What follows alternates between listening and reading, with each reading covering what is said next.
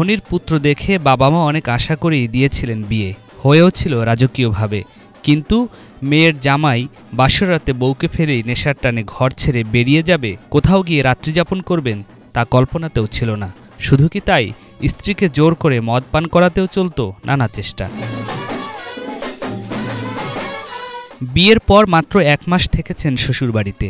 পরে মাদকাসক্ত স্বামীর বাসা থেকে উদ্ধারের পর ফেরেন বাবার বাড়ি। বুধবার দুপুরে ফরিদপুরের ভাঙ্গা পৌর সদরের চৌধুরীকান্দায় সংবাদ সম্মেলন করেন নববধূ প্রিয়ন্তী সাহা। বর্ণনা দেন স্বামীর নানা অনৈতিক আচরণ ও বিকৃত মানসিকতার। বিয়ের দিনেও প্রচুর নেশা করে আসছে, উল্টাপাল্টা বিহেভ করছে, বিয়ের রিচুয়ালস গুলাও ঠিক মতো পালন করে নাই, কোনো রকম সিঁদুরটা দিয়ে রাখছে, আমাকে রাইখা চলে গেছে ওই বিয়ের রাত্রে। আমি আমাদের ভিতরে যে সে আপনার ছেলে মেয়ে একসাথে প্রবেশ করে, গৃহ প্রবেশ করে, সেটাও হয় নাই। ও চলে গেছে নেশা করতে, ওর ফ্যামিলি আমাকে একা একাই গৃহ প্রবেশ করেছে। যাই হোক, হানিমুনের নাম করে কক্সবাজার নিয়ে গেছে, সেখানে অতিরিক্ত নেশা করে আমার পর অনেক অত্যাচার করছে, যেটা আমি সহ্য করতে না পাইলে পরে আমার প্রাণ বাঁচাইতে হবে। তো সে আমাকে নেশা করতে বাধ্য করতো, নেশা করাইতে চাইতো আর কি। আমি বলতো এটা খাও ওটা খাও, আমাকে একদিন জোর করে জুসের সাথে মিশাইয়ে মদ মুখে দিয়ে দিয়েছিল, আমি সেটা খাইয়ে বমি করছি।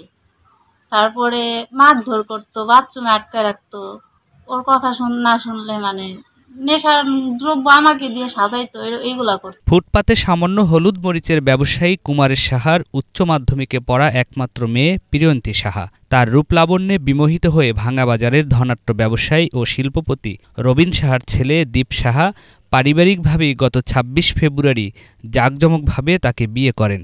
জানা গেছে, এই বিয়ের বাজার করা হয় সিঙ্গাপুর থেকে। স্বর্ণালংকারী দেওয়া হয়েছে প্রায় ২০০ ভরি। প্রায় ১ সপ্তাহ ধরে চলে ধুমধাম রাজকীয়ভাবে বিয়ের এই আয়োজন। অনুষ্ঠানে খরচ করা হয় প্রায় ৫ কোটি টাকার উপরে। স্থানীয় রাজনীতিবিদ, প্রশাসনিক কর্মকর্তা সহ বাদ পড়েনি কেউ। ২০০ ভরির উপরে সোনা দিছিল আমাকে। বিয়ের স্থান যে ওইখানে বসে পড়াইছে, বাসায় নিয়ে খুলে ফেলছে। আমার কাছে কোনো সোনা ছিল না, তাদের সোনা তারা নিয়ে নিছে। আমাকে যখন পুলিশ উদ্ধার করে, তো আমি রেগুলার ইউজে জাস্ট এই কানেরটা, একটা চিকন চেন আর একটা রেগুলার ইউজের চিকন আংটি, এই সব উদ্ধার করছে আমার কাছে।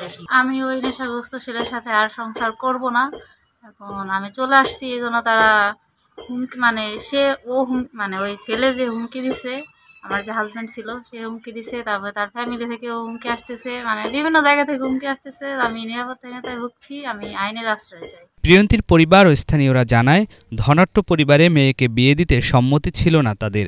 স্থানীয়দের পরামর্শে রাজি হন প্রিয়ন্তীর পরিবার। অনেক ধনাঢ্য ব্যক্তি সে রবিন শাহ, তার সাথে আমরা সম্বন্ধ করার আগ্রহী ছিলাম না। তো এখন আত্মীয় স্বজন সবাই নিয়ে, ভাঙার কিছু ব্যবসায়ীদের নিয়ে আমাদের এই সম্বন্ধ করার আগ্রহী হওয়ার পরে সেই বিয়েটা হয় হলো আমাদের হিন্দু সমাজ প্রথা অনুযায়ী সেইভাবে বিয়েটা আংশিক সেইভাবে বিয়েটা হয়। বাংলাদেশে এমন কোনো নেশা নাই যা আমরা কোনোদিন শুনিও নেই। সব ধরনের নেশাই সে তার সাথে সম্পৃক্ত। রবিন শাহ, কাশীনাথ শাহ আর রাজকুমার শাহ তাদের ফ্যামিলি সহ আসার পরে দেখি 3 ভরি স্বর্ণ দিয়ে যায়। দেওয়ার পরে আমার ছেলে আর কি নিষেধ করছে যে এই বয়সে আর বিয়ে বয়স হয় না, এই জন্য দিবে না। তখন এই সম্বন্ধে আর কি 1.5 বছর পরে আর কি ওনাদের গার্জিয়ানেরই সেই বিয়ে হয়। বিয়ে রাত্রেই আমি শুনি যে আমার মেয়েকে রাইখে কোথায় জেনে চলে যায়।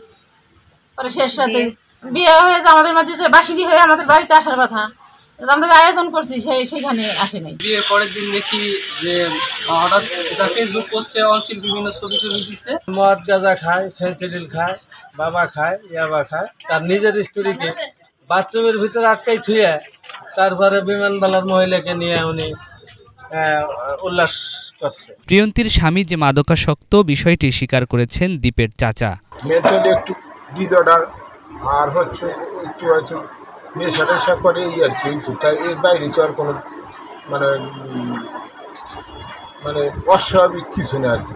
মাদক ছিল, ওর সাথে ফেন্সিডিল নাকি ছিল 4 বছর, এই আর কি। এই মাদক আইনে আর কি গ্রেপ্তার। 1 এপ্রিল প্রিয়ন্তীর বাবার বাড়িতে হামলা চালায় দীপ।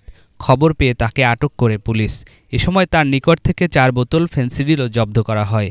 পরে তাকে মাদকদ্রব্য নিয়ন্ত্রণ আইনে গ্রেপ্তার করে কারাগারে পাঠানো হয়। News desk, Bangla vision.